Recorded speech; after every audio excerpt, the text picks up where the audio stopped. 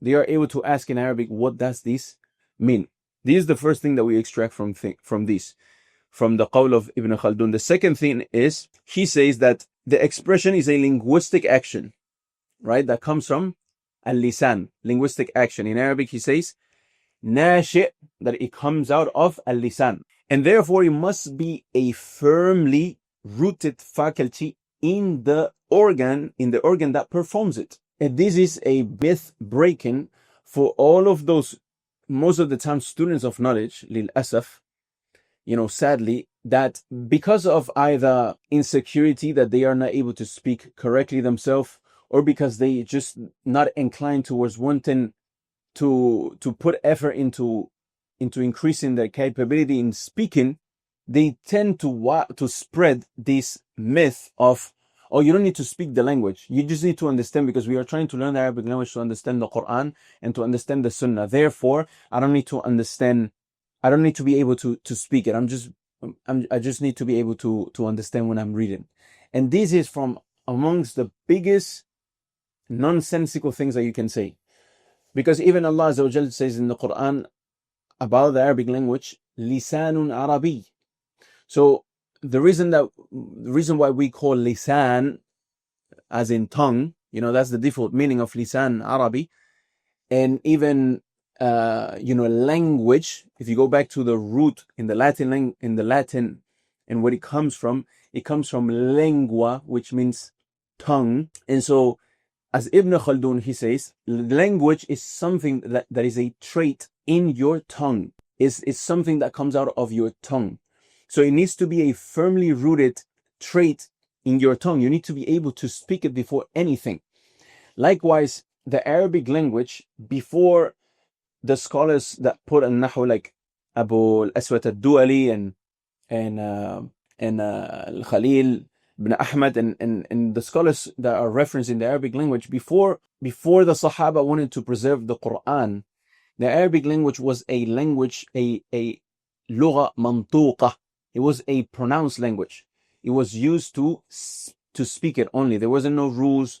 It was barely being written, and only a few qaba'il, a few tribes of the Arabs, they used to write the Arabic language. And so when it comes to this myth of you don't have to speak the language, this qawl from many others that I just picked this one as an example. This qawl is what breaks that myth of, oh, you don't need to speak the language because you just want to understand the Quran and the Sunnah. Likewise, then Al-Imam Ibn Khaldun, he says, وَأَمَّا عِلْمُ اللُّغَةِ فَهُوَ مَعْرِفَةُ أَفْرَادِ الْكَلِمِ وَكَيْفِيَةِ أَوْضَاعِهَا. As for the science of language, it is the knowledge of individual words and how they are structured and applied.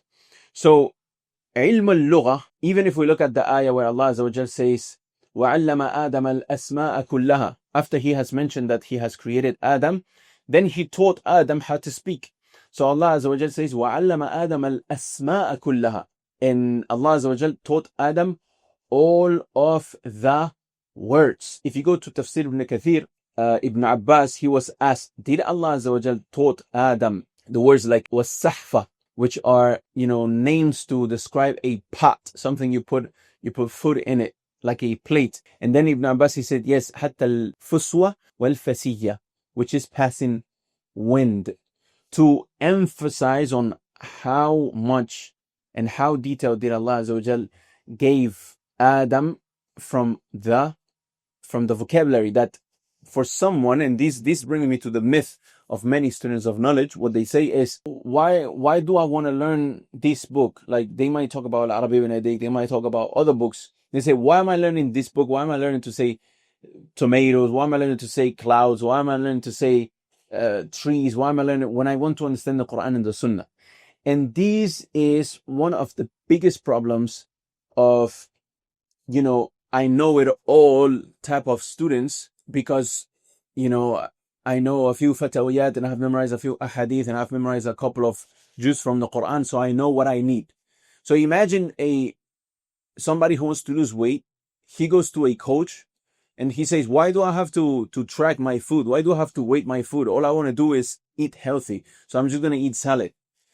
So is you going to the expert and telling him, no, I know what I need, even though you don't even have experience in it. So here, Ibn Khaldun, he says that al-lugha is knowing afrad al-kalima, knowing vocabulary, afrad al-kalim, وكيفية أوضاعها, and how to put them together to make sense of it.